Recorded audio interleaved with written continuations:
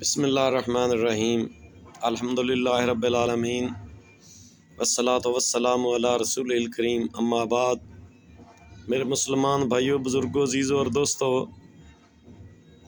ایک کام ایسا ہے کہ اگر اس کی طرف دھیان نہ رکھا جائے تو بندے کی نماز قبول ہی نہیں ہوتی۔ دیکھیں کتنی سردی پڑ رہی ہے، دھند ہے، سردی ہے، پالا ہے، بلکہ خون جما دینے والی سردی ہے۔ اتنی سردی میں ایک آدمی اللہ سے ڈر کر ٹھنڈے پانی سے وضو کرتا ہے اور 5 وقت نماز ادا کرتا ہے، صبح کی نماز کے لیے گرم گرم بستر چھوڑتا ہے، اٹھ کر ٹھنڈے پانی سے وضو کرتا ہے اور نماز پڑھتا ہے۔ یہ کتنی ہمت کا کام ہے۔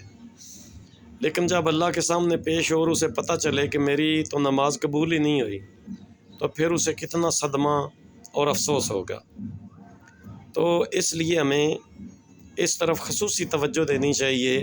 مسند احمد بن حنبل میں یہ حدیث ہے، نبی پاک صلی اللہ علیہ وسلم نے فرمایا ہے کہ اگر کوئی بندہ کپڑا خریدے پہننے کے لیے 10 درہم کا، اس میں 9 درہم حلال ہوں، 10واں درہم حرام ہو، تو پھر وہ کپڑے سلوائے اور بدن پر پہن لے۔ جب تک وہ کپڑے اس کے بدن پر رہیں گے اللہ تعالیٰ اس کی نماز قبول نہیں کرتے۔ تو ہمیں اس طرف توجہ کرنی چاہیے کہ ہمارا جو رزق ہے وہ حلال ہونا چاہیے، حرام رزق کسی قیمت پر بھی نہیں ہونا چاہیے۔ اب ہر آدمی نے یہ خود سوچنا ہے اپنے پیشے کے لحاظ سے کہ وہ اپنے رزق کو کیسے حلال کر سکتا ہے۔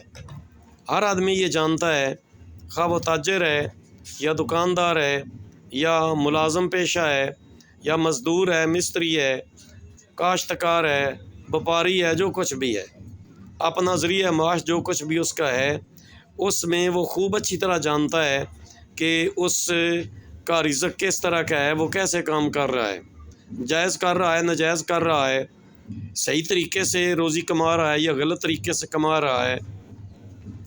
اگر وہ غلط طریقے سے کما رہا ہے، ناجائز اور حرام رزق کما رہا ہے، تو پھر اس کو آگاہ ہو جانا چاہیے کہ اس کی کوئی عبادت، نہ نماز نہ کوئی اور عبادت اللہ کے یہاں قبول نہیں ہوگی۔ تو پھر اسے جب اللہ کے سامنے پیش ہوگا تو اسے پچھتانا پڑے گا۔ اس لیے اس کی طرف ہر مسلمان کو خصوصی توجہ دینی چاہیے۔ اللہ تعالی ہم سب کو دین اسلام کو سمجھنے اور اس پر عمل کرنے کی ہدایت اور توفیق دے۔